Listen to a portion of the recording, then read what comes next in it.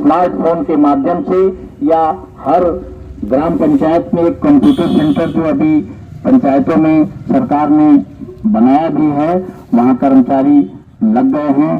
तो सारा काम उसी कंप्यूटर क्षेत्र से ही आपका सब काम हो, किसी ऑफिस में आपको न जाना पड़े, चाहे जन्म पंजीकरण का कार्य है, चाहे खाता खोलने का कार्य है, चाहे किसी अस्पताल में दवा कराने जा रहे हैं तो वहीं पंजीकरण करा दें और ऑनलाइन चीजें वहां पहुंच जाए और आप मरीज लेके पहुंचे, आपका कार्य हो जाए। थाने में रिपोर्ट करनी है तो वहीं आप रिपोर्ट दर्ज करा दें और आपकी सूचना ऑनलाइन थाने में पहुंच जाए, आप पहुंचे तो आपका कार्य हो। इस तरह की एक व्यवस्था कंप्यूटर के माध्यम से आप कर पाए, उसके लिए जनता राज पार्टी लगी हुई है। और चुनाव में जो प्रधान से लेके विधानसभा लोकसभा तक का चुनाव होता है, जनप्रतिनिधि आते हैं, चुनाव लड़ते हैं और आपके मत से जीतते हैं, वह प्रक्रिया लगातार आजादी के बाद से क्रमशः चली आ रही है। जिसका लाभ मिलना चाहिए सत्ता व्यवस्था का, उतना जनता को नहीं मिल पाया है। इस कारण से एक नई व्यवस्था, राजनीतिक व्यवस्था की सोच पैदा हुई, जिस सोच से मैंने पहले राजतंत्र, कबीला तंत्र, फिर राजतंत्र, राजतंत्र के बाद जो अभी आंशिक जनतंत्र चल रहा है, जिसमें जनता सिर्फ 5 मिनट के लिए मत के लाइन में जाती है और ईवीएम का बटन दबा के चली आती है। जो जीतता है मत दिए हुए के खिलाफ भी कार्य करता है और जनता कुछ नहीं कर पाती है।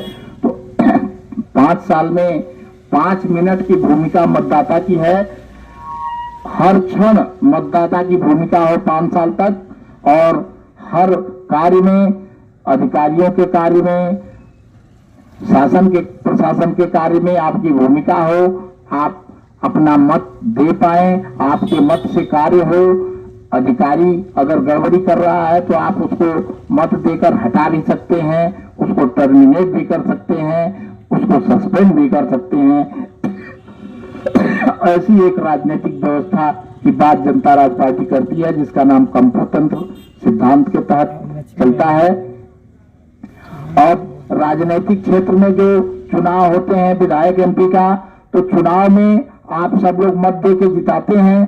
तो जनता राज पार्टी के सिद्धांत के तहत, कंप्यूटर सिद्धांत जो चलता है, उसके तहत जो काम विधायक एमपी जीत कर जाके करते हैं, वह काम सीधे मतदाता कंप्यूटर और स्मार्टफोन के माध्यम से अपना बिल भी डाल पाएगा और आए हुए बिल पर अपना मत भी डाल पाएगा। ग्राम सभा स्तर के बिल पर कार्य ग्राम सभा स्तर के मतदाता, विधानसभा स्तर का कार्य विधानसभा स्तर के मतदाता के द्वारा, और लोकसभा स्तर का कार्य लोकसभा स्तर के मतदाता के द्वारा संभव हो पाएगा। जो उस व्यवस्था को लाने के लिए आप सबके पास जनता राज पार्टी चुनाव में उतरेगी, आप सबके मत से वह परिवर्तन होगा। तो अतः आप सब लोग कंप्यूतंत्र के सिद्धांत को समझने का प्रयास करें।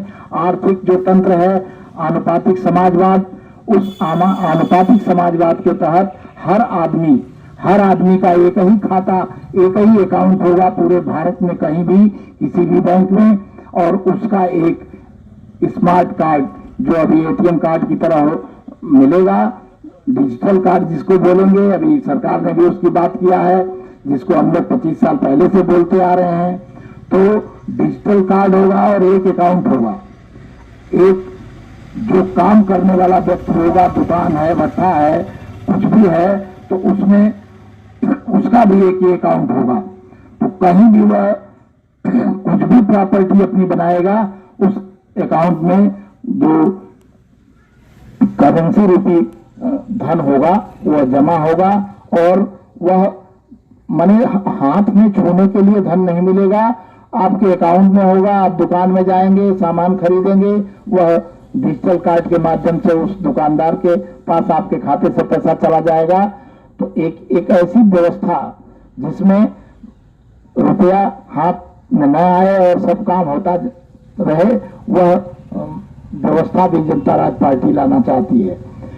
दूसरा, जो धन पूरे देश के काम करने वालों का धन है, तो एक संस्था, मान लीजिए आपकी दुकान है, दुकान में 5 कर्मचारी आपने रखा हुआ है तो 5 कर्मचारी का सरकार तनख्वाह देगी, आपके खाते से पैसा सरकार के खाते में जाएगा, सरकार के खाते से उस कर्मचारी के खाते में चला जाएगा। माने सारे प्राइवेट कर्मचारी भी सरकारी कर्मचारी माने जाएंगे, सबका बीमा होगा, सबका फंड होगा, सारी व्यवस्था सरकारी की तरह होगी और सरकार के अकाउंट से ही पैसा आएगा उसके अकाउंट में।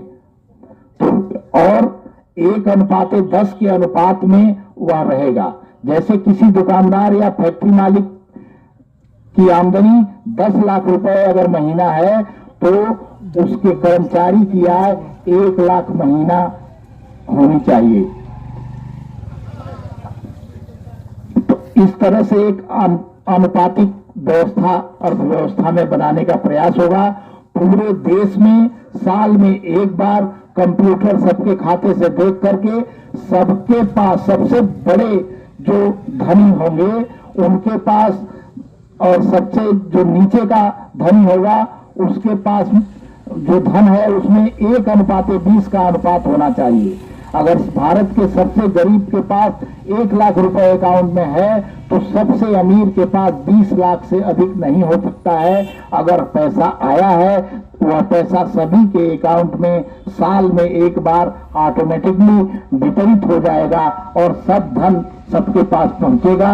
सारी व्यवस्था बालू से लेके कोयला से लेके पानी से लेके जो कुछ बिक रहा है उन सब धन में हर जनता के अकाउंट में पैसा जाएगा और इस व्यवस्था के तहत भारत का कोई ऐसा अकाउंट नहीं होगा जिसमें कम से कम 50 लाख रुपए न आते हों।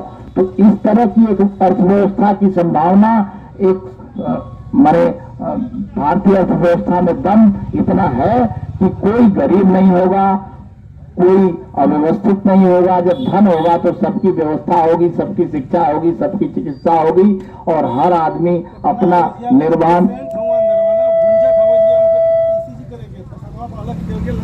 अच्छा ठीक है हम लोग खड़ा नहीं होने वाला, चलते रहेंगे हम लोग।